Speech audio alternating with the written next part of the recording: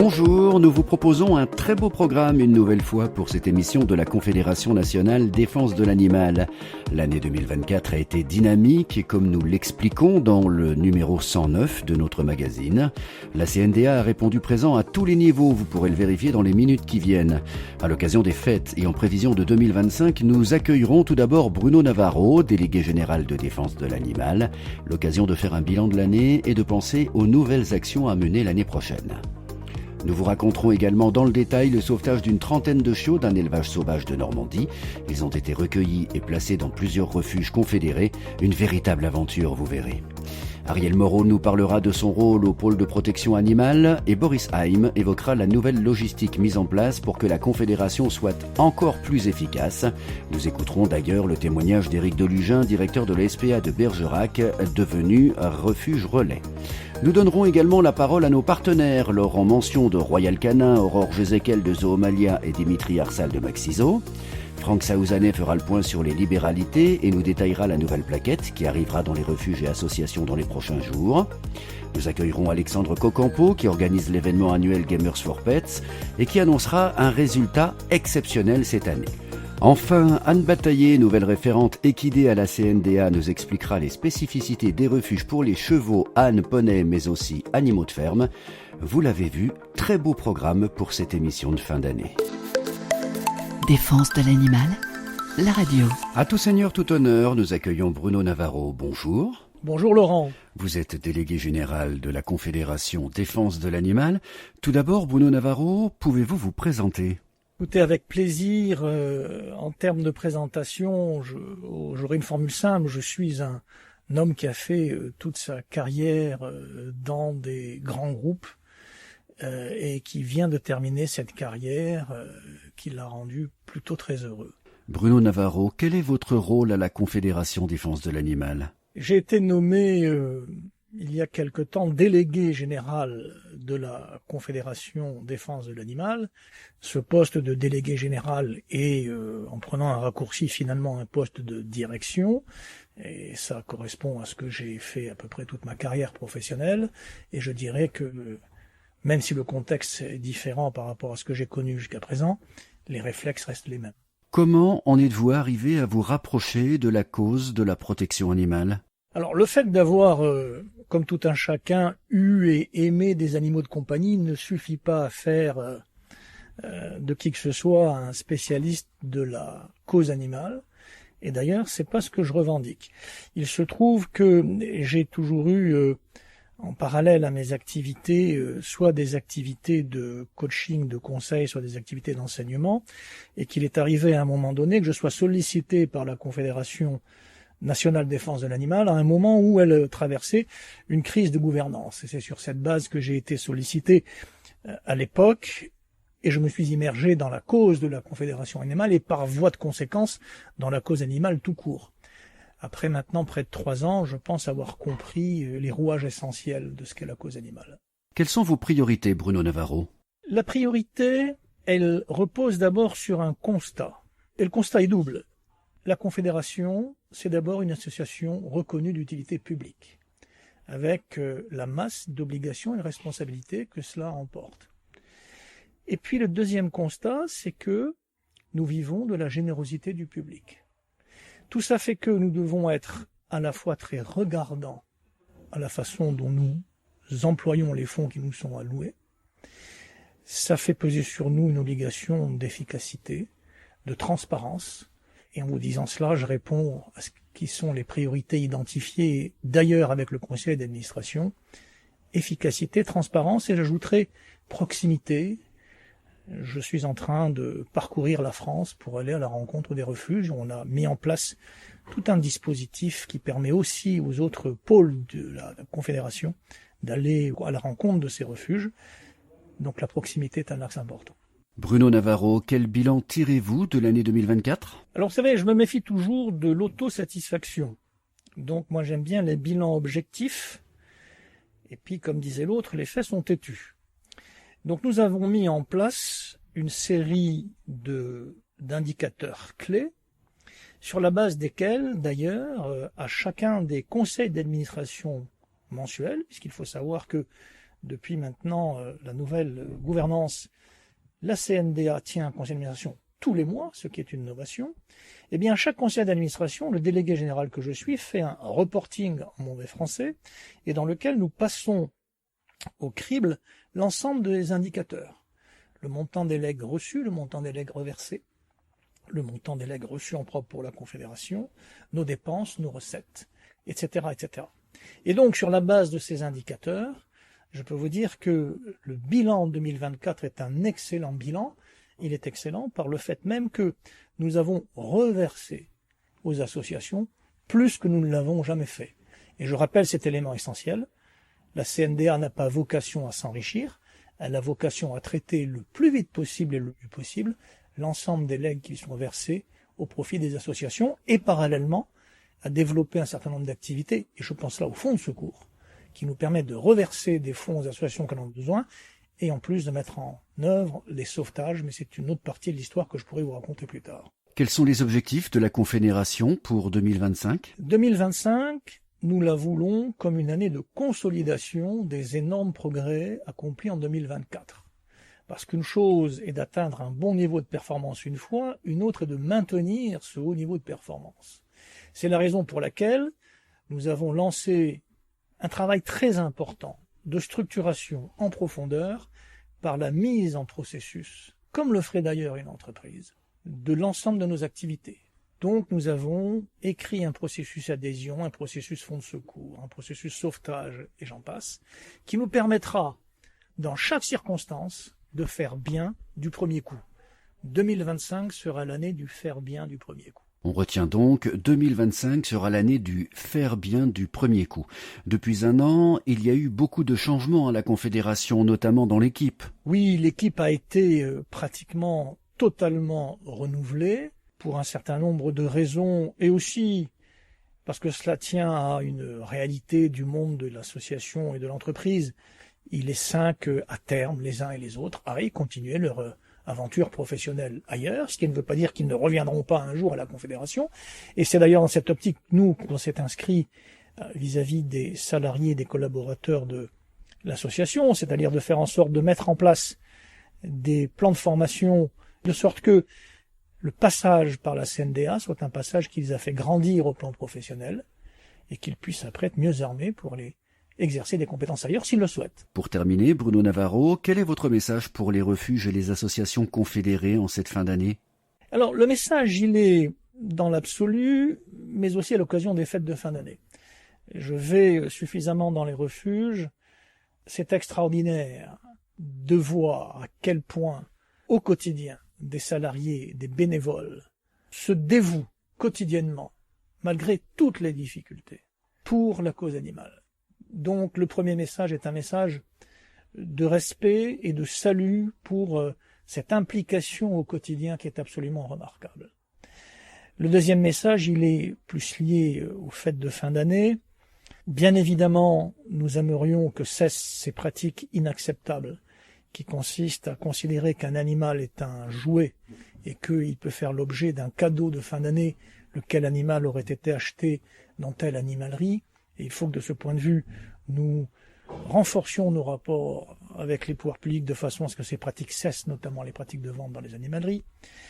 Et en même temps, il faut que pendant cette période de fête, pour celles et ceux qui ont envie d'offrir une seconde vie à un animal, eh bien je forme le vœu que nos refuges ouvrent leurs portes, et je sais qu'ils le font, mais qu'en tout cas, ces opérations portes ouvertes accueillent le plus possible de public. Merci Bruno Navarro. Merci à vous Laurent. À très bientôt j'espère. Vous écoutez Défense de l'animal, la radio. Bruno Navarro vient de l'évoquer, la Confédération a décidé de s'investir encore plus dans les sauvetages d'animaux en péril. Dernièrement, plusieurs opérations de grande envergure ont été organisées. Cela nécessite une mobilisation de tous dans l'urgence et intervenir au plus vite partout en France n'est pas chose facile. Exemple de sauvetage de ces derniers mois, 70 lapins béliers, une situation critique dans la région de Grenoble. L'intervention a été menée avec le refuge Les Petits Poilus de la Grotte. Dans le Vaucluse, ce sont 70 dalmatiens qui ont été retirés d'un élevage sordide avec l'aide de la SPA vauclusienne. Les sauvetages prennent du temps, coûtent de l'argent et mobilisent nos équipes au siège ainsi que celles des membres confédérés, salariés et bénévoles. Chaque sauvetage est une aventure. Nous vous racontons aujourd'hui celle qui concerne 29 chiots dans la région de Bernay, en Normandie. Nous sommes avec Martine Fouque de l'association CAPA située près du Neubourg dans l'Eure. Votre refuge est plutôt spécialisé dans l'accueil des chats, mais ce n'est pas pour des félins que vous allez être sollicité, Martine. Tout est parti d'un signalement par téléphone avec l'appui du numéro national 36 77. C'est bien ça ? Oui. Alors les signalements pour maltraitance, nous en avons régulièrement. Mais depuis que le numéro d'urgence nationale a été mis en place, ça se multiplie un peu. Et donc, c'est une personne qui a eu connaissance du nombre de chiots que les propriétaires n'arrivaient plus à nourrir, qui nous a dit « je ne sais pas combien il y en a, je sais qu'ils sont très nombreux, qu'ils sont dans des mauvaises conditions ». Et elle n'avait pas obtenu de contact avec les autres associations. Le numéro 3677, en fait, n'est pas encore prêt à faire des enquêtes. Il renvoie vers les associations locales. Donc, c'est arrivé jusqu'à moi. Vous recevez cet appel. Les chiens étaient ceux d'un couple de septuagénaires installés près de Bernay qui développait une sorte d'élevage clandestin ? Je pense à la base, parce qu'ils ont cherché à les vendre à un certain moment, d'après ce qu'on nous a dit, parce qu'on n'a pas trouvé de preuves écrites. Je pense qu'à la base, ils ont voulu faire un élevage, puis les vendre pour arrondir les fins de mois. Ce sont des personnes en campagne qui ne sont pas très argentées, hein. Et ils se sont laissés dépasser, jusqu'au point quand même, on a trouvé 29 chiots. Comme ils avaient 7 mois, ils commençaient à se reproduire entre eux. Donc heureusement, on est intervenu dans les 48 heures après le signalement. Et on a essayé de négocier, ce qui n'a pas été évident parce que la propriétaire était tout à fait réfractaire à ce qu'on entre. Et c'est son compagnon qu'on a réussi à contacter et qui n'habitait pas sur place en semaine, qui lui a très bien compris la situation et se dit bon, c'est le moment de régler le problème avant d'avoir de gros soucis. Il a bien senti le vent venir de la plainte, etc. Donc on a réussi à avoir la cession amiable des chiots. Oui, je comprends. Et il vous a fallu batailler pour récupérer les chiots et je rappelle qu'il y en avait 29. Vous vous êtes senti soutenu par les autorités compétentes dans cette situation de crise ? Ah, pas du tout, non. Non, c'est Boris ou c'est Ariel Moreau, l'avocate de la Confédération, qui a demandé à ce que la DDPP, que moi j'avais informé, nous assiste, parce que c'est quand même leur travail. Hein. Nous n'étions que 2 bénévoles, pour faire partir les chiots. On était sous des trompes d'eau, dans la gadoue, voilà. Donc la DDPP est venue, et malheureusement ne nous a pas suivis par rapport aux chiens adultes, puisqu'il restait 3 chiens femelles et 3 chiens adultes mâles. Donc l'opération a été conduite en 2 temps pour récupérer les chiots. Le couple de particuliers a conservé les animaux pendant une quinzaine de jours, le temps de monter une opération de sauvetage, c'est bien ça ? Absolument, on n'avait pas d'autre solution, donc nous allions porter de la nourriture pendant 2 semaines parce qu'ils étaient simplement alimentés de pâtes et de pain. Ensuite, il a fallu penser au placement des chiots. Qu'avez-vous fait devant cette situation d'urgence ? Nous, dans un premier temps, nous avions, toutes les deux, Isabelle et moi-même, contacté la SPA de Dieppe, qui est aussi un refuge de la Confédération, et le refuge de Touques, dans le 14, qui est aussi un refuge de la Confédération. Ces 2 refuges ont accepté de prendre quelques-uns des chiots et il en restait 20 à faire partir, qui sont partis après, grâce à Boris qui a arrangé l'affaire avec le refuge de Lorient pour que Lorient puisse accueillir les 20 qui restaient parce que je n'avais pas d'autre solution. Pour résumer, vous essayez de récupérer les chiots, puis vous devez les transporter vers plusieurs refuges membres de la Confédération, Dieppe, Touques et Lorient. Leurs responsables sont avec nous d'ailleurs, nous allons les écouter dans quelques instants. Vous avez pu suivre les chiots pendant leur transfert et même après ? Absolument, oui. Nous avons de très bons contacts avec nos amis des refuges confédérés, hein, qui acceptent de nous donner des nouvelles, nous envoient des photos dès que les adoptants leur en font part, voilà. Ce sauvetage, c'était une première pour votre refuge. C'était d'ailleurs d'autant plus difficile que vous êtes plutôt spécialisé dans l'accueil des chats. Pour autant, vous avez relevé le défi. Alors pour nous, évidemment, mais nous sommes des bénévoles, donc on a l'habitude d'assumer et de donner de notre temps et aussi souvent de notre argent. Et puis on a été très très bien soutenus par Défense de l'animal, hein, sans la Confédération qui s'est mobilisée. Heureusement que Boris a réagi, et nous a aidés à tout gérer. Si nos auditeurs veulent vous aider, Martine Fouque, comment peuvent-ils faire ? Ça peut être des dons de nourriture. Et puis aussi, surtout, ce qui nous manque, ce sont des subventions. Parce qu'en fait, nous n'avons absolument pas un cent d'aide, ni des communautés de communes, ni des communes, ni du département. Toute l'aide que nous avons émane de notre confédération dont on est adhérent depuis 2011. Merci pour votre confiance, Martine Fouque. Pour ce sauvetage, la Confédération a été mise à contribution en assurant le financement de la partie logistique notamment, et puis l'un de nos partenaires, Royal Canin, a également livré gratuitement et en urgence 2 palettes entières de nourriture. C'est une très belle opération qui a été organisée en septembre dernier, preuve que les refuges de la Confédération répondent présents en cas de besoin. Vous êtes d'accord, Martine ? Bien évidemment, c'était une très très belle solidarité et c'est quand même récent, je dois dire pour nous, parce qu'avant à la Confédération, on n'avait pas ce soutien en ce qui concernait les enquêtes et les sauvetages. Et donc là, je pense qu'on va être plus apte à faire face si ça se renouvelait, en espérant que non, qu'il n'y en ait pas trop, bien entendu. Mais merci à tous les refuges de la Confédération, à ce beau soutien entre bénévoles et entre présidents d'associations de refuges. Merci Martine Fouque, merci beaucoup et surtout bravo à vous et à toutes vos équipes. Au revoir Laurent, au revoir.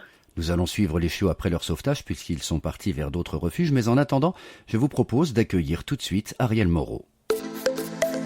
Défense de l'animal, la radio. Ariel Moreau, bonjour. Vous êtes l'un des nouveaux visages de la Confédération. Tout d'abord, pouvez-vous vous présenter ? Bonjour, donc je suis avocate spécialisée en droit des animaux depuis maintenant à peu près 10 ans et avocate depuis 1995.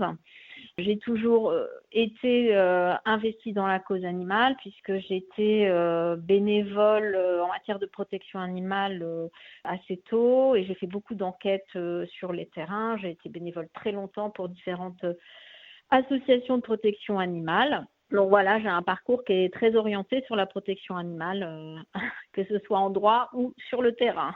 On le sent, vous êtes une passionnée, vous aimez les animaux. Oui, complètement. J'ai toujours été très sensible aux situations d'injustice dans lesquelles étaient impliqués aussi les enfants, les animaux. Et ce rapprochement avec les animaux, je l'ai fait depuis que je suis très jeune parce que j'ai fait de l'équitation. J'ai été tout de suite saisie par le sort qui était réservé aux chevaux dits de club, avec lesquels on passait beaucoup de temps quand on est petit, à les panser, les caresser, monter sur ses chevaux, et qui finissaient parfois donc à l'abattoir. Et c'est tout de suite une injustice qui m'a heurtée et qui a orienté finalement le sens après de ma carrière. Ariel Moreau, quel est votre rôle au sein de la Confédération Défense de l'Animal ? À la Confédération, je suis au pôle protection animale.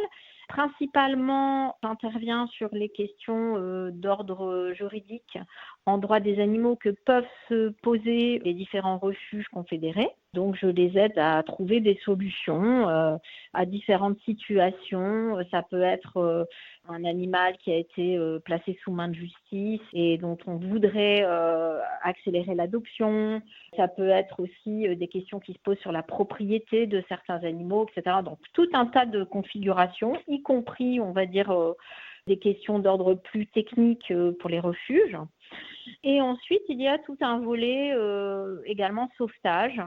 La présidente a décidé maintenant que ça deviendrait une des priorités de l'organisation des sauvetages d'animaux par les refuges confédérés, et la Confédération est à leur côté pour les aider à monter ces opérations. Donc ça fait aussi partie maintenant de mes missions, à côté éventuellement des différentes campagnes qui peuvent aussi transiter par le pôle animalier. Quelles sont vos priorités, Ariel Moreau, pour ce pôle de protection animale de la Confédération ? La priorité, évidemment, c'est d'aider les refuges parce que c'est vrai qu'ils perdent des fois beaucoup de temps à trouver des solutions parce qu'ils se heurtent à des tracasseries que j'appelle administratives. Donc ça, c'est vrai, c'est vraiment des pertes de temps stériles et nous, on est vraiment là pour essayer de leur trouver des solutions. Donc, priorité, c'est les aider et puis sauver un maximum d'animaux, bien entendu, avec les objectifs fixés par la présidente, à savoir réduire la surpopulation féline des chats errants et aussi des chiens, parce qu'aujourd'hui, il y a tellement d'abandon avec les refuges qui sont débordés que cette priorité, c'est aussi de partir sur des campagnes pour dire qu'il faut limiter cette population parce que sinon on n'arrivera pas à bien s'occuper de tous ces animaux. Arielle Moreau, quels conseils donneriez-vous aux refuges et associations qui nous écoutent en matière de protection animale ? Le conseil numéro 1 que je peux donner, c'est que on ne peut pas malheureusement sauver tous les animaux. De plus en plus, on trouve des refuges qui font l'objet, ça n'existait pas avant, de poursuites pour des conditions de détention dégradées, non conformes, donc des défauts de soins. Moi, ça m'embête toujours d'être confrontée à cette situation parce que, initialement, on sait que ce sont des femmes, des hommes bénévoles qui se sont engagés parce qu'ils voulaient sauver des animaux. Mais ils se retrouvent débordés parce qu'il y a tellement d'animaux, on leur dépose, on essaie de pousser les murs, etc., pour les sauver. Mais on ne peut pas tous bien les sauver. Et je pense qu'effectivement, c'est savoir s'arrêter à un moment donné, savoir reconnaître ses limites et admettre déjà peut-être qu'on a besoin d'aide. Donc la Confédération, elle est là pour ça aussi, avec tous ces refuges. Il y a cette entraide qui doit jouer. Et puis, savoir aussi reconnaître ses propres limites. Ça, c'est important. Parmi toutes les situations difficiles dont vous avez été témoin, Arielle Moreau, quelle est celle qui vous a le plus marqué ? Il y en a beaucoup qui m'ont choquée parce que dans l'horreur, on va dire qu'il n'y a pas de limite. Cependant, le premier qui me vient, c'est d'ailleurs une affaire dans laquelle la Confédération s'était constituée partie civile. C'est sur l'affaire d'un pauvre chien qui était devenu le bouc émissaire d'une misère sociale ambiante. Donc en fait, il était frappé, les gens se réunissaient, c'était des pauvres gens aussi, alcoolisés, voilà, et qui finalement, pour se divertir, le torturaient. Et il a fini attaché à un arbre, torturé de 1001 façons, les plus atroces les unes que les autres, j'ai même pas envie de décrire. Et il a vécu comme ça, il est mort comme ça. C'est vrai que ça m'a énormément touchée parce que c'est cette solitude de l'animal dans l'indifférence, dans la souffrance, que connaissent aussi certains enfants aussi. Je suis tout aussi heurtée par le sort qui est des fois réservé aux enfants dans cette loi du silence. Ça, c'est vrai que ça me touche. Mais il y en a tant d'autres qu'en fait, c'est pas un chien qui m'a touchée.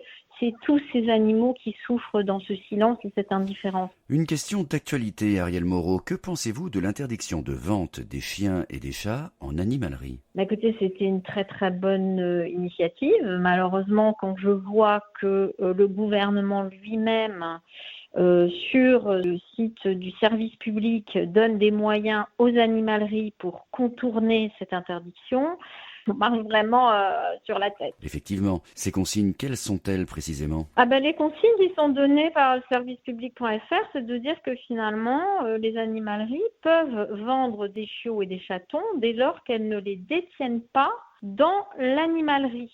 Donc, en fait, ils continuent à faire commerce. Donc, c'est un pur scandale. Ils mettent des photos et vous pouvez tout à fait faire l'acquisition des animaux par ce biais-là. Ils ont joué sur un seul petit mot parce que l'interdiction, c'est l'interdiction dans les animaleries et non par les animaleries, selon leur interprétation. Mais c'est quand même incroyable que vous ayez une loi qui est prise par le Parlement, vous avez la loi qui est adoptée et qui est contournée de cette façon par le gouvernement. Ça n'a pas de sens. Merci beaucoup Arielle Moreau. Comment peut-on vous contacter en cas de besoin ? C'est très simple.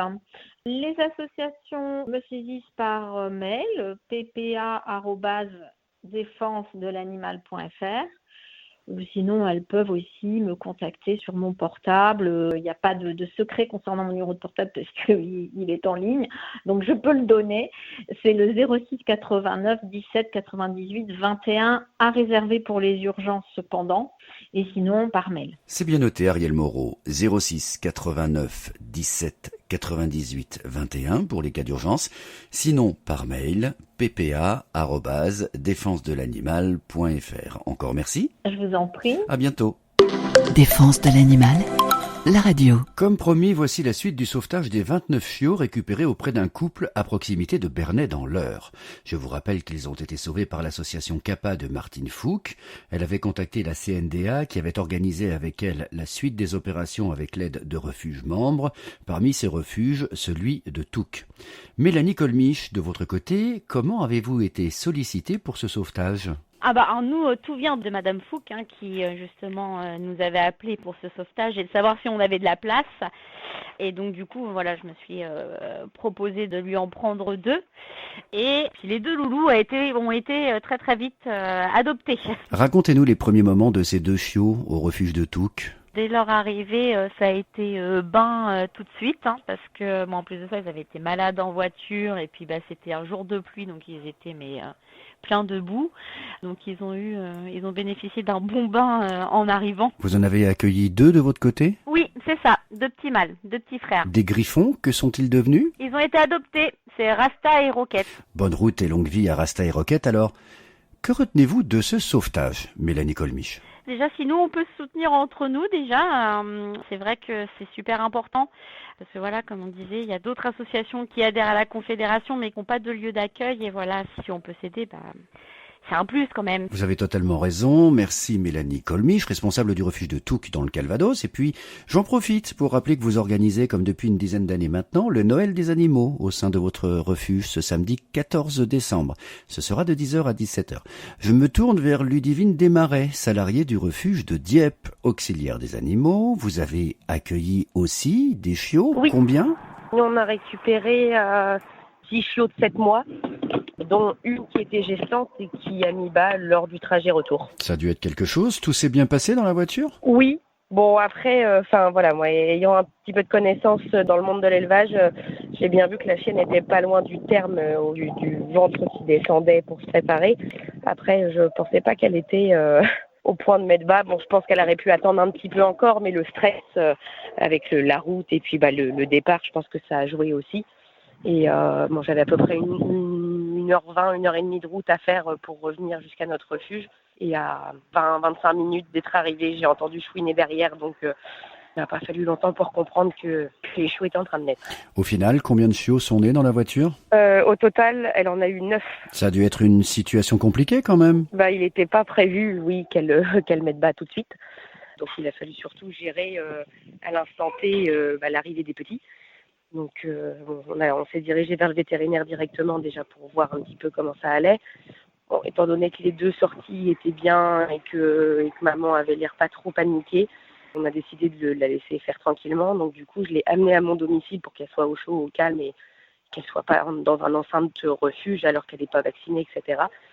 Et elle a fini sa mise bas à la maison tranquillement. Après la naissance, Ludivine Desmarais, qu'est-ce qu'il faut gérer pour prendre soin de ces petits chiots ? Avec ces petits chiots, il faut surtout surveiller qu'ils boivent bien, qu'ils grandissent bien. Là, en plus, on a affaire à une maman qui est très jeune. Elle a 7 mois au moment de la mise bas. Donc, on est sur un bébé qui met au monde des bébés. Donc, mais bon, elle a très très bien géré. Nous, on l'a aidée en complémentant les chiots au biberon pour qu'elle puisse se reposer sur les premiers jours et puis aider les chiots à bien prendre du poids, surtout au vu de la quantité. Mais ça s'est très très bien passé. Elle nous a vite fait confiance aussi parce qu'elle ne me connaissait pas. Donc, c'est pas toujours évident une chienne de laisser manipuler ses chiots à quelqu'un qu'elle connaît pas. Mais bon, elle a tout de suite compris qu'on lui voulait pas de mal, qu'on voulait l'aider à s'occuper de ses chiots. Et puis maman est géniale, quoi. Elle nous a très vite fait confiance sur tous les autres domaines. Elle a appris son nom en 3 jours parce qu'elle n'avait pas de nom, cette pauvre chienne. Et comment s'appelle-t-elle ? Elle s'appelle Kinder, comme le chocolat. Et tous ces chiots ont des noms de Kinder.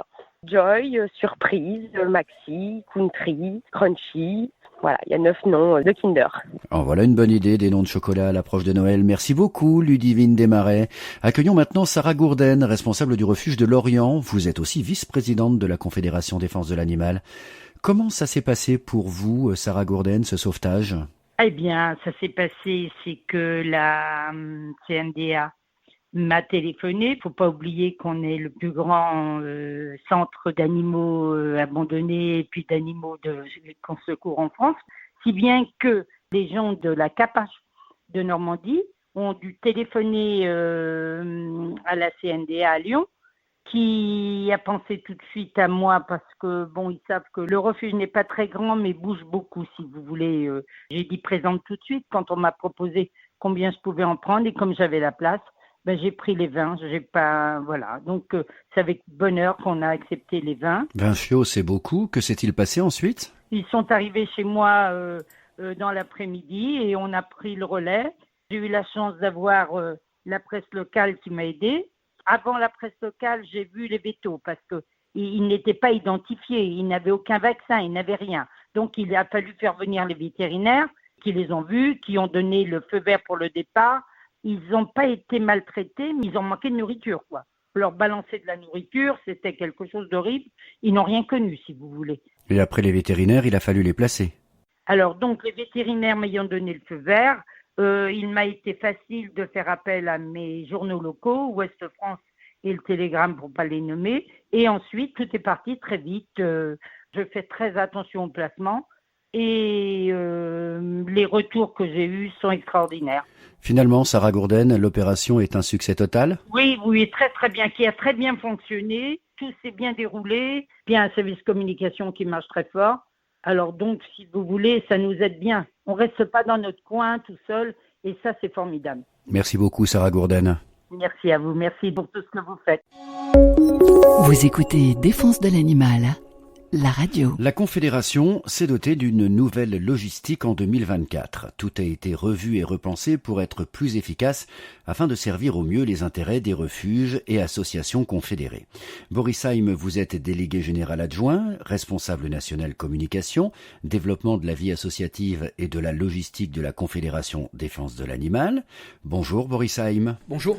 L'une des couvertures du magazine numéro 109 de la Confédération met en avant la nouvelle logistique de la CNDA. Expliquez-nous ce qui a été mis en place. On a choisi de mettre la logistique en couverture du magazine parce qu'il y a quelque chose de formidable qui s'est passé. La Confédération a créé son réseau logistique national. On n'en avait pas jusqu'à présent.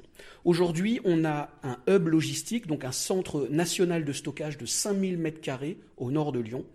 Et ce centre nous permet de recevoir énormément d'aliments pour chiens, chats, nacs et d'autres accessoires qu'on reçoit par camion entier, qu'ensuite on livre dans toute la France à 15 refuges relais qui sont dans toutes les régions. En 12 mois, les aliments pour chiens et chats ont été distribués gratuitement par palette entière dans les refuges confédérés. Comment ce mouvement de solidarité est-il né ? Tout est parti d'un simple coup de fil. Au mois de novembre 2023, nous avons été appelés par Royal Canin France, qui nous a proposé son aide. Et c'est ce qui a donné lieu à la toute première opération Solidarité qui s'est déclenchée dès le mois de décembre 2023. Et de décembre 2023 jusqu'à ce jour, Royal Canin nous a livré plus de 150 tonnes de nourriture pour chiens et chats. C'est extraordinaire et ça a été livré à la porte des refuges, gratuitement. Ensuite, de nouveaux partenariats se sont fait jour, par exemple avec Zoomalia, avec Maxiso. Et là aussi, ce sont des camions entiers de denrées et d'accessoires qui arrivent au refuge ou alors qui arrivent dans notre hub logistique au nord de Lyon. Avec cette nouvelle logistique, la Confédération est devenue très réactive quand un partenaire la sollicite ? Exactement. Grâce à ce hub logistique que nous avons au nord de Lyon, nous pouvons accepter d'énormes quantités de nourriture et les dispatcher très vite. Et aujourd'hui, j'ai vraiment le plaisir de vous donner le bilan de ces 12 mois d'activité. 260 tonnes de nourriture, chiens, chats et nacs, ont été livrées dans toute la France. 260 tonnes. Ça veut dire presque 22 tonnes par mois. C'est autant de tonnes d'aliments que les refuges n'ont pas à acheter. Exactement, c'est ça aussi qui est très important. C'est que cette nourriture pour chiens et chats, elle permet aux refuges d'alléger leurs factures d'alimentaire et de peut-être consacrer cet argent à d'autres dépenses. C'est une aide indirecte. Boris Heim, vous avez parlé de refuges relais. De quoi s'agit-il ? Un refuge relais, c'est une idée extrêmement simple. Ce sont des refuges dont les dirigeants ont accepté de jouer le jeu de la solidarité et de l'entraide. Ils nous offrent gratuitement un espace de 6 à 10 palettes dans leur grange, dans leur hangar, pour permettre à Défense de l'animal de stocker des palettes entières de nourriture, d'accessoires, etc. Ils peuvent garder 1 à 2 palettes pour leur usage propre. Et ils s'engagent à laisser les autres associations environnantes à venir se fournir chez eux avec les autres palettes qui ont été livrées. Et donc ça permet à ces refuges environnants, à ces associations locales, d'éviter des kilomètres et d'aller chercher de la denrée pour chiens et chats très facilement et sans avoir des coûts énormes pour la Confédération. Boris Heim, comment peut-on devenir refuge relais ? Pour être refuge relais, il faut être évidemment un refuge confédéré. Ça, c'est la première chose. La deuxième, il faut être à jour de vos assurances, de votre contrat d'assurance. Il faut que vous ayez un local au sec qui soit indemne de rongeurs et que ce local permette d'accepter au moins 6 à 10 palettes, voire plus, comme c'est par exemple le cas à Bergerac où l'espace est vraiment gigantesque. Et du coup, ça permet chez nous, à Adolphe, qui est notre chargé de logistique, de régler ces envois dans toute la France en disant, voilà, on envoie des petits camions qui permettent de larguer 6 à 10 palettes à chaque fois. D'accord. Si toutes les conditions sont remplies, comment je peux inscrire mon refuge ? Pour faire acte de candidature et devenir potentiellement refuge relais, il suffit d'écrire à Adolphe. Vous écrivez à laconfédération@défensedelanimal.fr en disant dans le titre « Je veux devenir refuge relais ». Adolphe prendra contact avec vous et verra avec vous si toutes les conditions sont remplies. Il y a un tout petit contrat à signer, c'est vraiment extrêmement simple.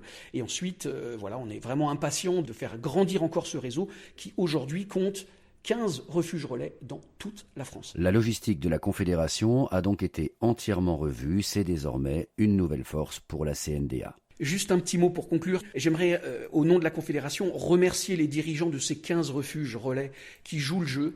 Grâce à eux, on peut faire solidarité, faire sens sur tous les territoires et c'est vraiment extraordinaire. C'est vraiment un des buts premiers de la Confédération qui est de fédérer les gens et de les aider à travailler ensemble. Vous avez raison de rappeler ce point capital. Je rappelle pour terminer les résultats historiques de la Confédération en 2024. Près de 22 tonnes d'aliments chiens-chats ont été livrés gratuitement chaque mois aux refuges et associations membres. Au total, cela représente 260 tonnes, soit une aide indirecte de plus de 700 000 euros. Et ce n'est pas fini. Merci Boris Heim. Merci. À bientôt. À bientôt. Vous écoutez Défense de l'animal, la radio.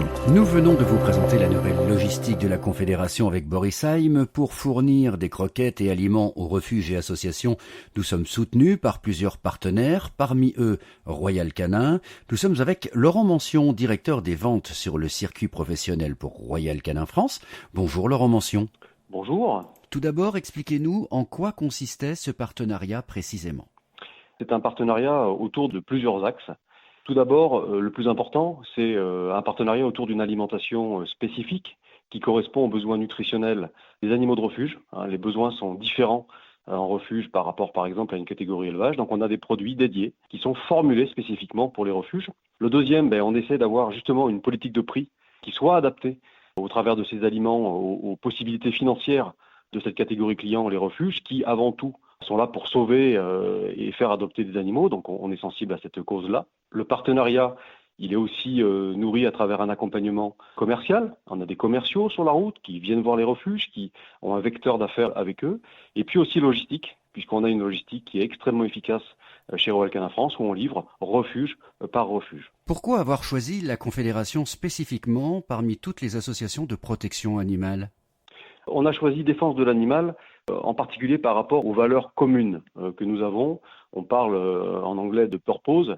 Alors derrière ce terme un peu barbare, ça veut dire qu'on partage la même logique de fonctionnement et la même vocation, c'est-à-dire le bien-être animal en tout premier lieu. D'ailleurs, on démarre l'ensemble de nos communications autour de cela.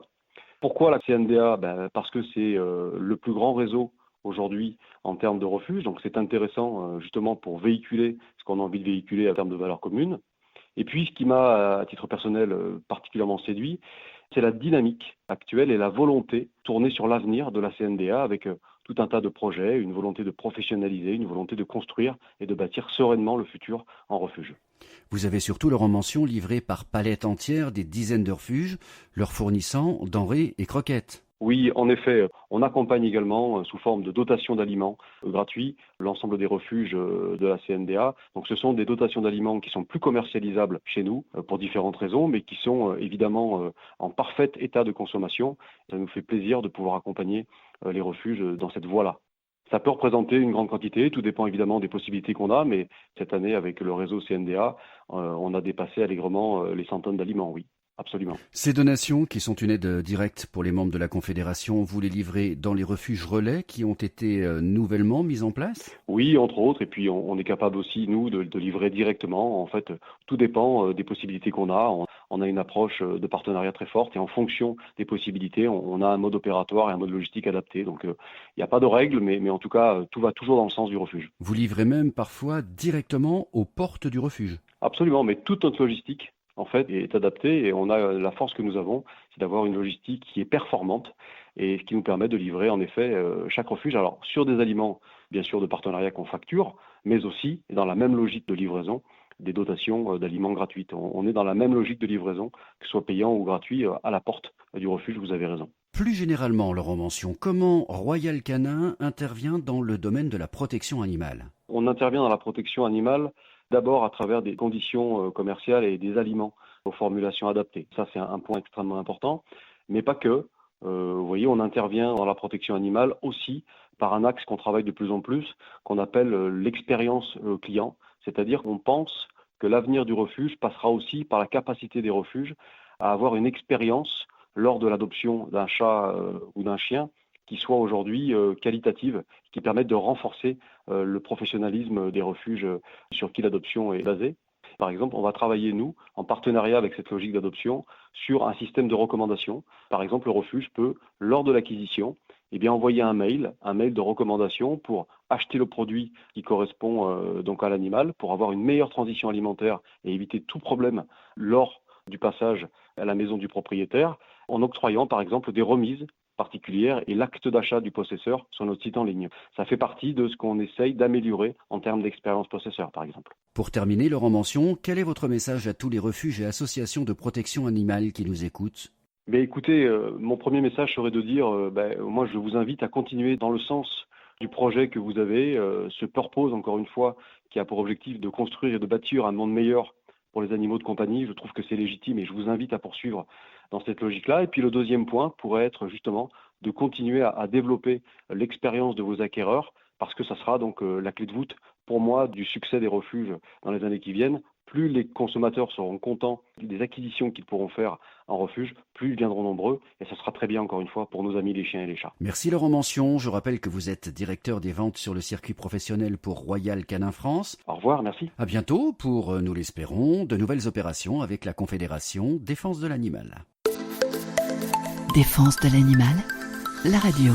La protection animale passe également par la gestion des legs et des dons. Pour en parler, nous sommes avec Franck Saouzanet, délégué général adjoint, directeur juridique en charge du pôle des affaires juridiques et des libéralités. Franck Saouzanet, bonjour. Bonjour. Très prochainement, les refuges vont recevoir une plaquette « Libéralité pour les associations membres de la Confédération ».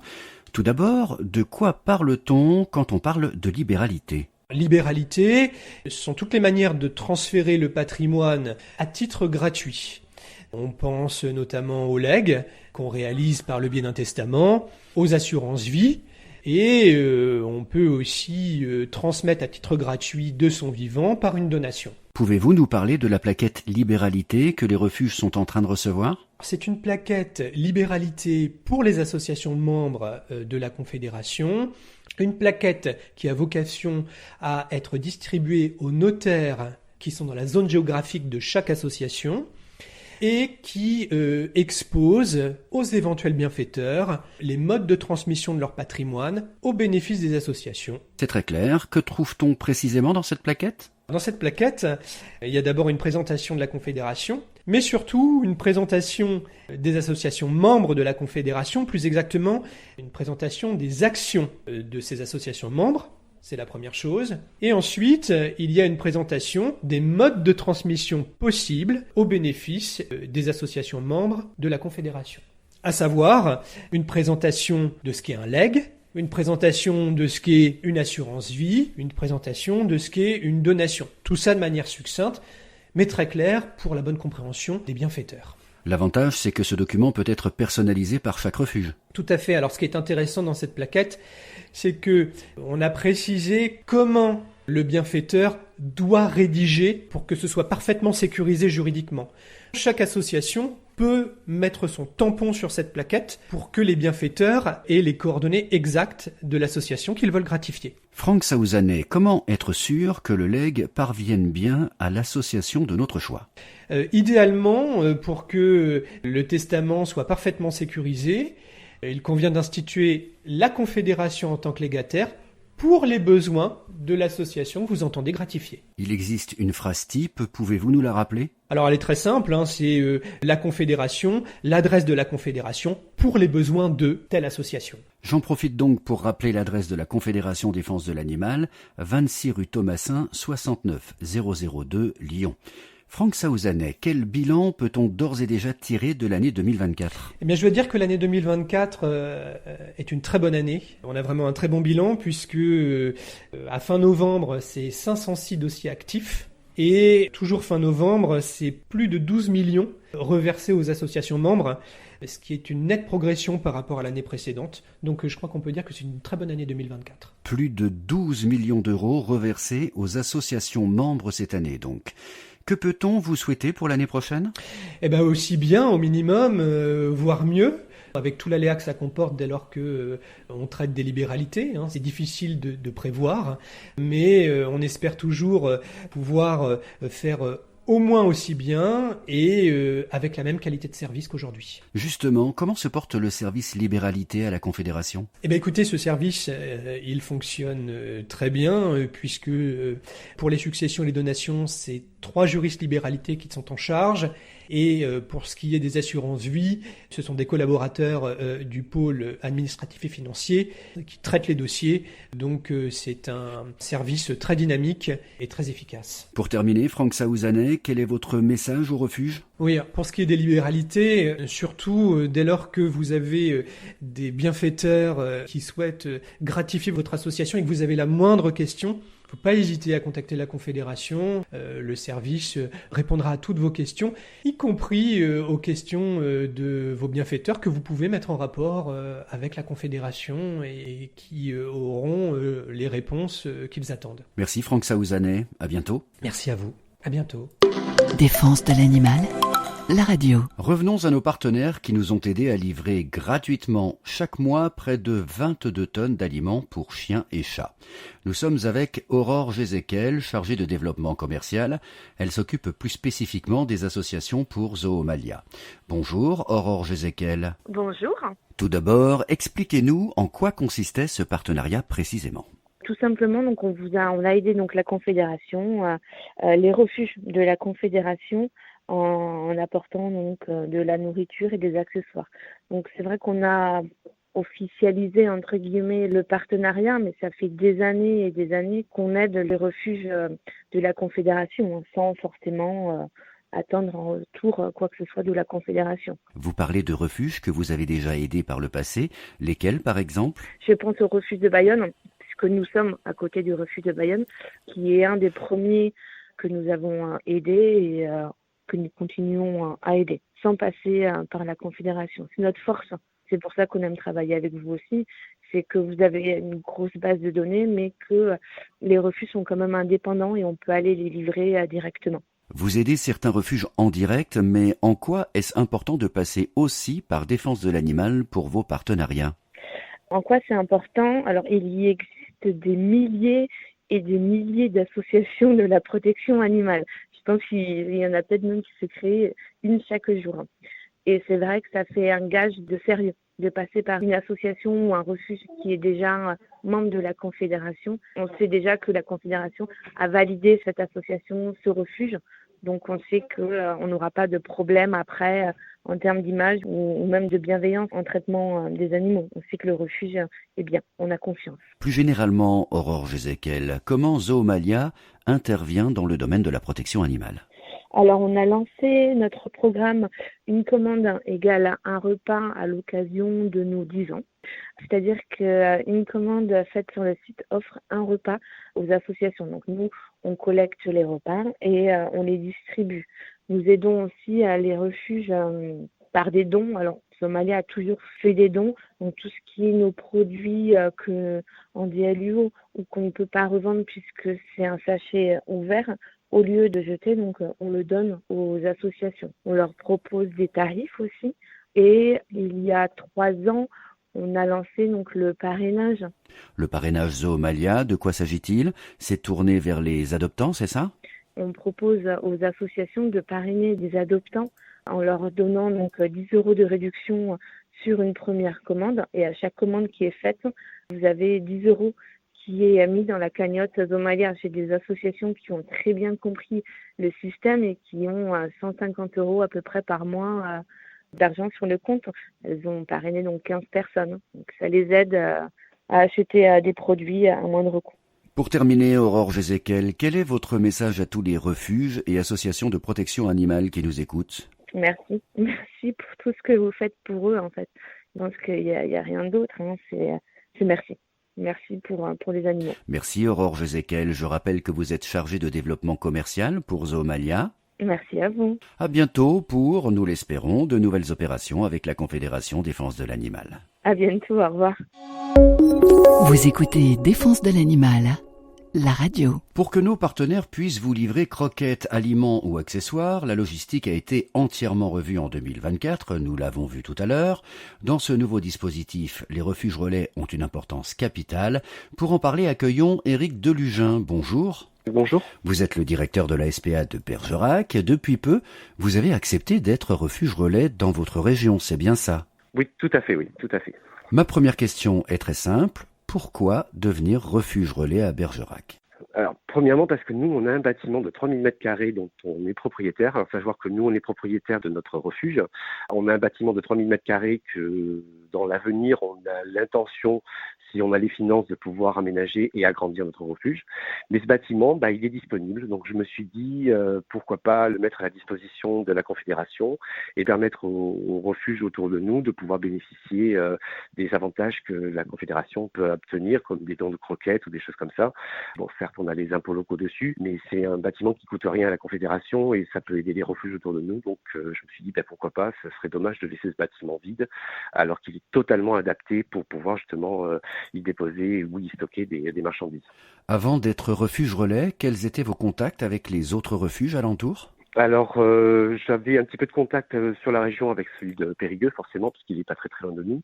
Et du coup, là, j'ai fait plus de connaissances cette dernière année avec les refuges autour de nous, style Cobert, Cognac, voilà, où je me suis déplacé pour rencontrer les administrés et essayer de voir effectivement un petit peu ce qu'on pouvait mettre en place pour se soutenir les uns les autres. Selon vous, l'entraide entre refuges, en quoi est-ce nécessaire au sein de la Confédération ?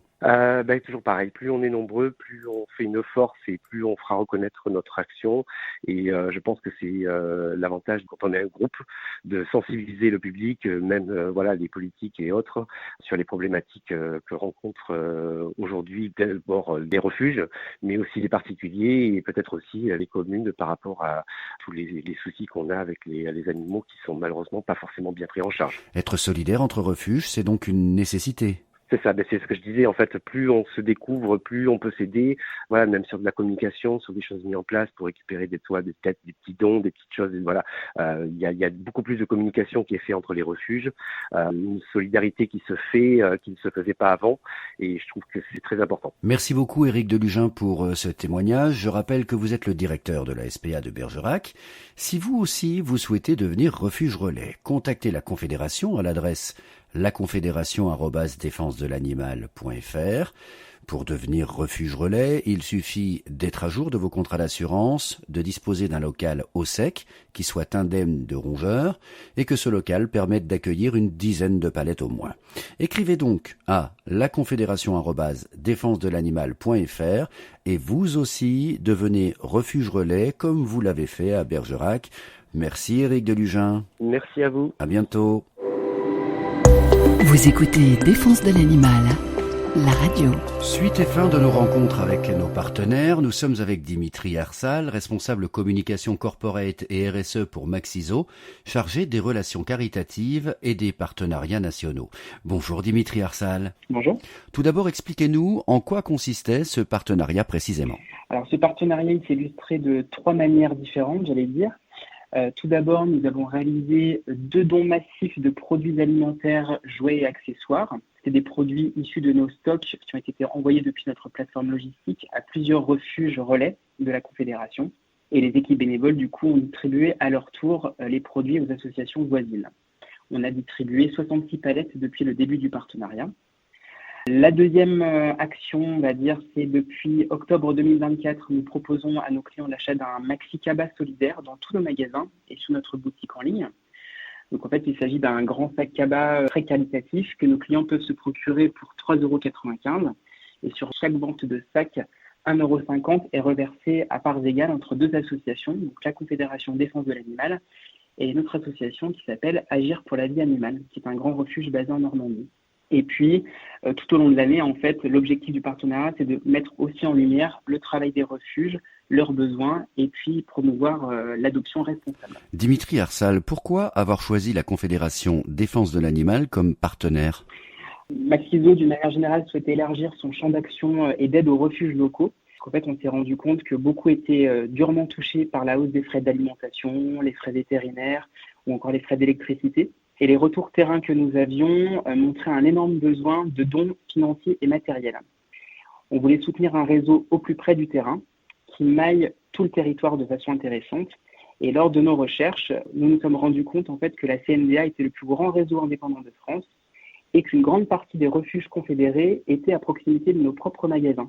Et puis on s'est rendu compte également que nombre de magasins Maxiso étaient déjà partenaires de refuges confédérés. Et c'est à ce moment-là que nous nous sommes dit qu'un partenariat national avait du sens et qui était surtout dans la continuité de nos actions. Et puis enfin, l'idée qu'on soit à côté du siège de la CNDA, puisque nous on est basé à côté de Lyon aussi, c'est devenu comme une évidence. Donc on a pris contact avec la Confédération en direct et puis on a très vite trouvé un lien, une entente très forte et puis une volonté commune d'œuvrer pour le bien des refuges. Plus généralement, Dimitri Arsal, comment Maxiso intervient dans le domaine de la protection animale ? Alors, on est engagé depuis notre création, donc depuis 1993. Il faut savoir que chaque magasin de l'enseigne dispose d'un box pour permettre aux clients de déposer un sac de croquettes, une boîte de pâté ou un jouet, par exemple. La totalité des produits est reversée aux refuges locaux partenaires de chaque magasin. Nous disposons également du nombre de collectes de petites monnaies en caisse en faveur de l'association Gamelle Pleine. C'est une association qui vient en aide aux chiens des personnes sans domicile. En parallèle, comme pour la Confédération Défense de l'Animal, nous organisons de nombreuses collectes de dons en national et en local. On encourage également nos salariés à s'engager auprès d'une association. L'enseigne leur octroie un jour de congé supplémentaire s'ils réalisent au moins 20 heures de bénévolat durant l'année, mais aussi un jour de congé supplémentaire s'ils souhaitent adopter un chien ou un chat dans un refuge. On est très fiers de ces engagements. Et puis plus récemment, nous avons contribué financièrement au lancement de la ligne SOS Maltraitance Animale, que je pense beaucoup connaissent.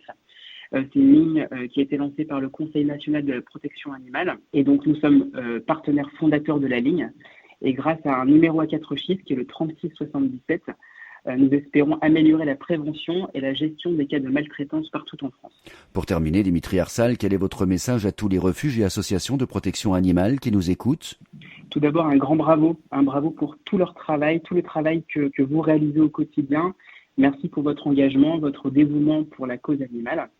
Moi-même, mon équipe et nos équipes en magasin sont particulièrement heureuses de pouvoir mettre en lumière votre action, vos besoins et surtout vous aider du mieux possible pour le bien-être de vos petits protégés. N'hésitez pas à contacter nos magasins proches de chez vous. Nous avons 380 magasins partout en France. Il y en a forcément un près de chez vous. Si vous souhaitez faire connaître votre refuge, organiser une collecte de dons en local, nos équipes sont à votre disposition. Et puis pour finir, moi j'ai hâte de partager quand même avec vous les résultats de la collecte des Maxi Cabas que nous organisons actuellement. J'aurai un peu plus de visibilité début 2025. Rendez-vous est pris, Dimitri Arsal, merci. Merci à vous. Je rappelle que vous êtes responsable communication corporate et RSE pour Maxiso.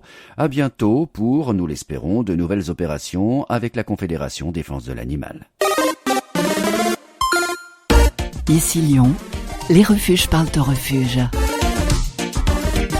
Vous êtes sur Défense de l'Animal, la radio. Ambiance jeu vidéo pour cette dernière partie de notre émission. Vous avez peut-être déjà entendu parler de Gamers for Pets. C'est un événement annuel organisé par Alexandre Cocampo et qui réunit de très nombreux gamers. L'objectif est de récolter des fonds en faisant appel aux communautés de joueurs de jeux vidéo.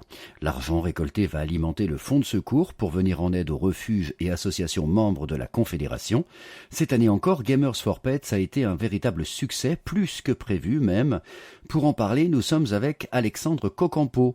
Bonjour. Bonjour. Pouvez-vous vous présenter et nous raconter comment vous est venue l'idée de Gamers for Pets ? Je suis le président aujourd'hui de l'association Gamers for Pets. C'est une association qui a été fondée en 2009 suite au fait qu'il y avait un refuge, le refuge de Cholet, qui avait été vandalisé. On a souhaité aider justement les refuges qui existent en France à tout ce qui était un peu urgence, par exemple catastrophe naturelle, vandalisme, etc., en faisant un peu de la prévention et en ayant du coup un fonds d'urgence disponible pour venir aider ces refuges qui parfois se retrouvent démunis à un instant T dans un besoin instantané de sauver des animaux sans avoir ces moyens-là. On essaie justement de collecter des fonds pour avoir la disponibilité tout de suite s'il vient se passer quelque chose comme ça. Ces passionnés de jeux vidéo se mobilisent donc.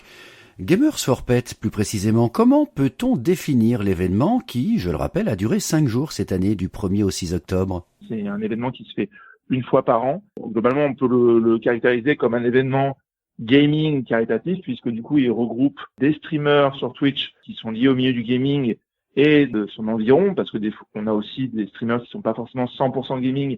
Ils font d'autres activités, notamment, par exemple, on a quelques streamers dans la réparation de matériel, informatique, tout ça. Donc, ça reste assez diversifié. Et ces streamers-là sensibilisent au niveau des refuges de France et à la fois font un appel aux dons pour justement le fonds d'urgence qui vient aider les refuges en difficulté ou qui se trouvent dans une situation d'urgence. Il y avait des nouveautés pour l'édition 2024. Avant, les gamers étaient chez eux, derrière leurs écrans, et cette fois, c'était en présentiel, à Lyon. C'est ça. La première édition qu'on avait fait l'année d'avant, en 2023, on avait commencé à préparer le terrain sur le physique. Donc là, cette année, on l'a fait. Un des autres changements, c'est le fait que globalement, on est passé de 70 streamers à 140 streamers. Donc ça représente forcément une grande augmentation en termes d'organisation et d'engagement. Il y a eu quelques rajouts aussi, puisque on a notamment mis en place un serveur Minecraft dédié à l'événement et un serveur Place. Donc c'est là où on fait des petits dessins sur une grande page blanche avec des pixels. Ça, c'est quelque chose qui aussi a beaucoup plu. C'est des choses qu'on va du coup maintenir pour les prochaines éditions. D'accord. Alexandre Cocampo, quel est le bilan pour cette année 2024 ? Un bilan extrêmement positif puisque c'est la première édition qu'on a fait en physique et elle s'est très bien passée. Deuxièmement, parce que du coup, on a fait 90 000 € sur un objectif qui était à 50 000. Donc, on est au-dessus de nos objectifs et on est très satisfait de ce côté-là. Il y a eu un vrai engouement sur l'événement de la part des streamers et des viewers qui sont tous très satisfaits et engagés sur le projet. Et là-dessus, nous, ça nous motive d'autant plus à continuer sur cette cause-là et vouloir vraiment aider les refuges au maximum. 90 000 €, c'est une énorme performance, sachant que l'année d'avant, vous aviez récolté 25 000 €. Vous vous attendiez à un tel résultat ? Non, en effet, on avait vraiment projeté moins. On avait projeté une moyenne à 50 000 avec peut-être qu'il y avait de l'enthousiasme 60, 70 000. Mais en fait, on était encore en dessous, même avec notre projection optimiste. On était encore en dessous de ce qui ça a été. Donc, du coup, on était vraiment estomaqués. On a dû en urgence trouver des donations goal et des objectifs supplémentaires à proposer à la communauté, chose qu'on n'avait pas forcément prévue. Donc oui, on a été surpris, mais agréablement surpris. Encore bravo Alexandre Cocampo. On peut parler maintenant de la prochaine édition. Elle aura lieu quand ? Alors la prochaine édition, pour l'instant, elle vise justement à être faite courant de l'été 2025. C'était notre objectif en fait dès la première édition. On avait souhaité viser l'été puisque c'est la période où il y a le plus d'abandon. Donc, globalement, c'est la période où justement les gens partent en vacances, donc abandonnent leurs animaux, etc. Et nous, on veut sensibiliser à ça, sur le fait qu'aujourd'hui, les refuges sont déjà saturés, qu'il faut faire attention à cette partie-là, qu'il faut aussi adopter dans la mesure du possible en refuge si les gens en ont la possibilité, que les animaux ne sont pas justement des peluches. Et donc, du coup, il faut faire attention. Et à partir de maintenant, on va essayer de faire tous les ans en été. Donc elle va être début de l'été 2025. Début de l'été prochain, donc on imagine fin juin, début juillet 2025. Gamers for Pets, c'est une grosse organisation ? C'est en effet tout un travail qui dure en moyenne sur 8 mois. Nous, on commence vraiment les premières actions 8 mois avant. Il y a tout un travail en amont de projeter l'événement, de décider un peu, de mettre dans les grandes lignes ce qu'on fait, puis après de travailler toute la préparation matérielle, l'ADA, etc. par rapport à cet événement, avant d'attaquer une communication et un recrutement pour activer les streamers, les réengager sur le projet, les intégrer, les accompagner Et après, une fois que c'est lancé, ce sont plus eux qui travaillent que nous, mais on est quand même là pour les accompagner et faire en sorte que ça se passe bien pendant l'événement. Merci beaucoup Alexandre Cocampo. Je rappelle que vous êtes le créateur de l'événement gaming annuel Gamers for Pets. Vous êtes partenaire de Défense de l'Animal et une nouvelle fois, vous avez pulvérisé votre record avec cette année un apport de 90 000 € pour le fonds de secours de la Confédération. Cet argent aidera les refuges de la CNDA en cas de coup dur. Encore bravo Alexandre Cocampo et surtout merci. Merci à vous. Défense de l'animal, la radio. Avec nous pour terminer cette émission, Anne Bataillé. Vous avez fondé il y a près de 25 ans l'association Équilibre, Retraite et Protection du Cheval, située dans le Gard. Anne Bataillé, bonjour. Bonjour. Quel est votre rôle au sein de la Confédération ? D'être en plus au conseil d'administration, j'ai été nommée par le bureau, dirons-nous, référente au niveau des associations qui font les équidés des animaux de ferme. Je le disais tout à l'heure, depuis près de 25 ans, vous dirigez une association de protection animale spécialisée, justement, dans les équidés et les animaux de ferme. Quel est votre parcours, Anne Bataillé ? Mon parcours, à la base, j'ai un BEP et un brevet de technicien agricole en production. Après, j'ai travaillé beaucoup en agricole, viticulture, horticulture, tout ce qui est production végétale. J'ai créé cette association en 2000 et depuis, j'ai complètement changé de branche et puis je me suis mis corps et âme dans la protection animale et surtout dans ces deux types d'espèces d'animaux. Il y a beaucoup à faire et c'est des animaux qui sont souvent oubliés, très peu représentés sur le territoire national. Oui, vous avez raison. Et quand on parle d'animaux de ferme, il s'agit plus spécifiquement de quoi ? C'est tout ce qui est donc les équidés, c'est les chevaux, les poneys, les ânes. Et après, tous les animaux qu'on dit de rente ou de ferme. Alors, c'est les vaches, tous les petits ruminants, donc les chèvres, les moutons, voilà, les lapins, les poules, j'ai des paons, voilà, tous les animaux qu'on peut trouver dans la ferme. Anne Bataillé, expliquez-nous les particularités des refuges spécialisés en équidés et animaux de ferme, qui sont, je le rappelle donc, des structures que vous connaissez bien. Leur particularité, alors, c'est tout ce qui est gestion et intendance autour de ces espèces. On a souvent besoin de structures différentes, donc on a besoin souvent de beaucoup de surface. Contrairement, voilà, un refuge pour chien-chat, on peut être sur des petites surfaces de refuge, alors que tous les équidés et les animaux de ferme ont besoin d'espace, de prés, d'équipements spéciaux, parce que on gère pas des équidés et des animaux de ferme comme on peut gérer des chiens et des chats. D'où proviennent les animaux dont vous vous occupez ? Sur les équidés, on est à 40% sur des animaux qui ont été saisis par voie judiciaire, donc gendarmerie, le parquet, service vétérinaire. Après, on a à peu près 40%, c'est des cessions volontaires de propriétaires. C'est souvent des animaux qui, suite à un décès, un déménagement, une perte de revenus, plus de possibilité par rapport à la santé ou à la famille de s'occuper de ces animaux. Et après, on a 20% où c'est des animaux non réclamés ou issus de divagation. Pour information, à la Confédération, on compte 5 refuges dédiés aux équidés, dont le vôtre. On peut y ajouter une dizaine en plus qui sont polyvalents et accueillent chiens, chats, équidés et animaux de ferme. Anne Bataillé, quelles sont les principales difficultés des refuges dont vous êtes spécialiste, qui accueillent, pour rappel, des équidés et des animaux de ferme ? Il y a deux vraiment sujets qui se sortent du lot. C'est l'impossibilité d'agrandir les refuges et l'espace d'accueil. Souvent, c'est des secteurs où il y a beaucoup d'agriculture, donc automatiquement, ils ont beaucoup de difficultés à pouvoir agrandir leur structure parce qu'on ne trouve pas de terrain et qu'on ne trouve pas d'endroit pour pouvoir accueillir plus facilement les animaux. Et après, tout ce qui est administratif. Les équidés, on a certains référents, donc souvent le service vétérinaire, ce qu'on appelle l'IFCE, c'est l'Institut français du cheval et de l'équitation, qui gère, si vous voulez, tout ce qui est administratif des chevaux. Et après, on a tout ce qui est le groupement de défense sanitaire pour les animaux ruminants, toute la complexité administrative qu'il y a, tout ce qui est les suivis prophylaxie, les bouclages, l'identification des animaux. D'une, c'est des coûts énormes. Même si on est refuge, on est considéré éleveur, donc c'est vraiment deux difficultés. Anne Bataillé, en qualité de référente équidée pour la Confédération Défense de l'Animal, quelles sont vos priorités ? Pour l'instant, je vais déjà tous les contacter et me présenter vis-à-vis d'eux en disant que voilà, depuis peu, ils ont un référent et ils ont une personne qui va vraiment être attitrée à leurs difficultés et qui maîtrise un peu le sujet comme eux pour pouvoir échanger, pour pouvoir présenter leurs difficultés ou quoi que ce soit. Donc, ils n'hésitent pas à me contacter via le site de la Défense animale ou directement Association Équilibre Retraite et Protection. Par la suite, on va essayer de maintenir un lien et avec une possibilité d'échange d'expériences, d'échange de sujets et de pouvoir améliorer les choses. Voilà. Anne Bataillé, je rappelle que vous avez fondé l'association Équilibre Retraite et Protection du Cheval, située dans le Gard. Vous êtes également la référente équidée pour la Confédération Défense de l'Animal. À bientôt. À bientôt, avec plaisir.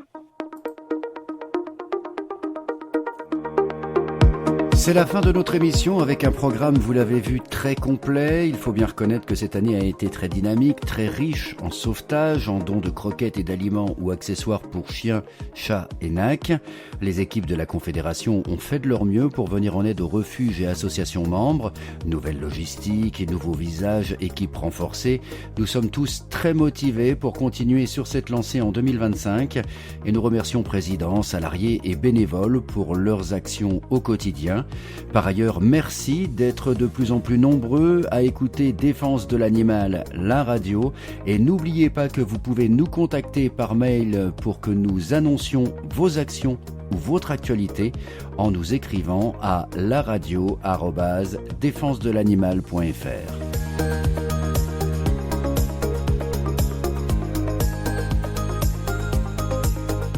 Cette émission a été réalisée d'après une idée originale et sous la rédaction en chef de Boris Haim. Conception, rédaction, réalisation et mixage, Laurent Imbert. Habillage voix, Sylvie Bariol. À très bientôt. Président et élu d'association, directeur, salarié et bénévole des refuges de France, vous avez maintenant une petite radio créée pour vous et qui parle de vous. Défense de l'animal, la radio.